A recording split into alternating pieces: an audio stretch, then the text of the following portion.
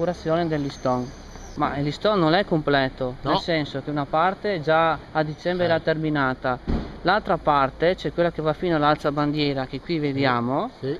ne ha fatto una gettata in cemento che Sì. hanno detto in stile medievale. La mia domanda è, ma che senso ha fare l'inaugurazione del listone quando questo non è neanche terminato?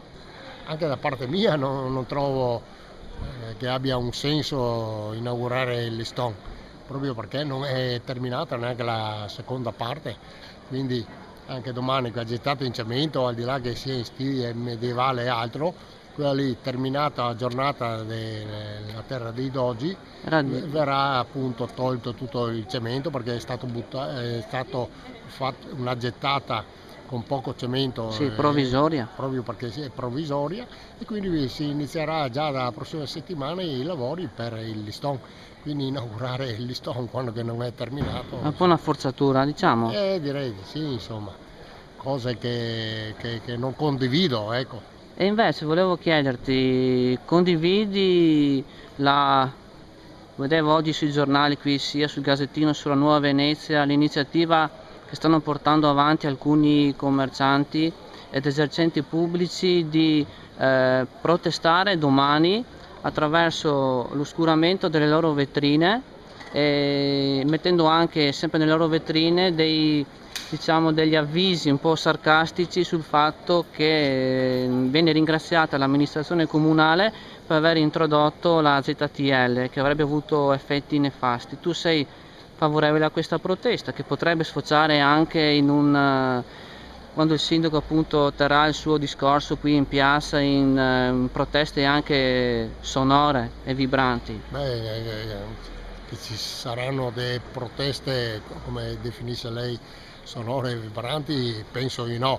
Il fatto stesso che loro... Quindi lo escludi? Penso di sì, insomma, comunque, per carità, nulla è di certo, però voglio dire, la loro è un'iniziativa proprio perché in questo momento di crisi chiedono appunto una miglioria, come la vedono loro, della viabilità, e quindi non trovano sistema migliore che quello di mettere alcune locandine sulle vetrine.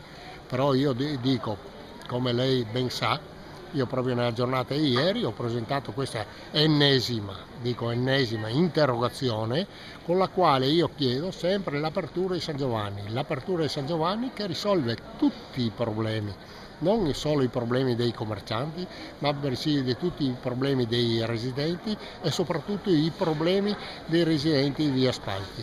Quindi non vedo questa voglia così di tenersi barricati nelle loro postazioni, quando c'è questa ovvia diciamo, apertura che potrebbe essere quella di San Giovanni, perché se posso anche ricordare, sempre da quando ero bambino fino a alcuni anni fa, si entrava da Borgo San Giovanni e si usciva a Gottardo. C'erano le due vie parallele, hanno sempre funzionato, non si sono mai lamentati né i residenti né i commercianti, quindi se io fossi il sindaco sicuramente aprirei subito San Giovanni.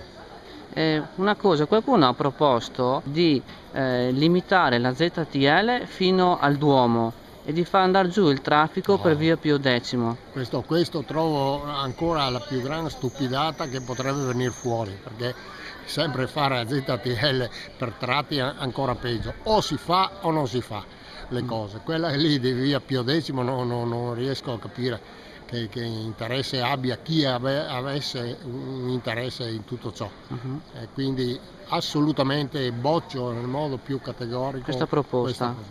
L'altra sera ho sentito l'architetto Hermes Drigo, che è stato anche consigliere comunale a suo tempo qui a Portogruaro, al quale appunto gli è stata rivolta una domanda appunto riguardo alle proteste sulla ZTL. Lui ha risposto che la ZTL rientra in un piano del traffico che è stato studiato da persone qualificate, eccetera. Ora voglio chiederti, questa qui è una buona ragione per lasciare le cose come stanno, cioè procedere comunque con questo piano del traffico, oppure anche le persone tra virgolette studiate che hanno fatto le scuole alte potrebbero sbagliarsi e non conoscere in realtà le reali esigenze del centro storico?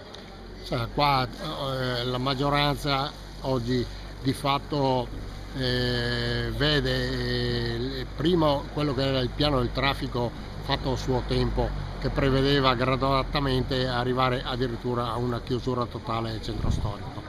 Ecco, questo è il punto principale. Il punto secondo è un programma elettorale appunto del centro-sinistra, prevedeva appunto che sempre stessa cosa, che gradatamente si doveva chiudere il centro storico. Quindi sotto il loro aspetto, diciamo, come centro-sinistra, sono anche coerenti, posso anche dirlo, perché l'hanno messo per iscritto e gli abitanti li hanno votati, li hanno premiati, che io non condivida e tutto ciò, che dico, gli errori in questo momento, ripeto, perché è un momento tragico per tutti, e in questo momento tragico bisogna sorvolare purtroppo a quelli che erano i programmi, quelli che erano i progetti fatti precedentemente, e bisogna avere il buon senso di capire quando il momento è difficile. Questo sicuramente è un momento difficile e bisogna appunto intervenire affinché appunto il traffico arrivi tutto qui in via Martiri con una certa facilità, e cioè solo attraverso passaggio San Giovanni.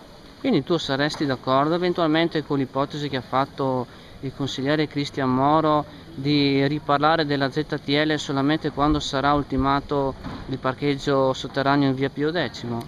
La ZTL non è riferita ai parcheggi, a mio parere, perché i parcheggi ci sono, questo è indubbio, anche quello sotterraneo io lo boccio, il parcheggio sotto l'oratorio, quindi nel modo più assoluto è una spesa di alcuni milioni di euro che sono inutili, perché già la via parallela e via Valle si trovano i parcheggi sufficienti, quindi oggi come oggi lasciamo perdere il parcheggio dell'oratorio, che è un'altra stupidata sicuramente se verrà fatta, cosa che io prevedo che non verrà comunque. Ecco, oggi non esistono i parcheggi, oggi esiste solo la crisi economica.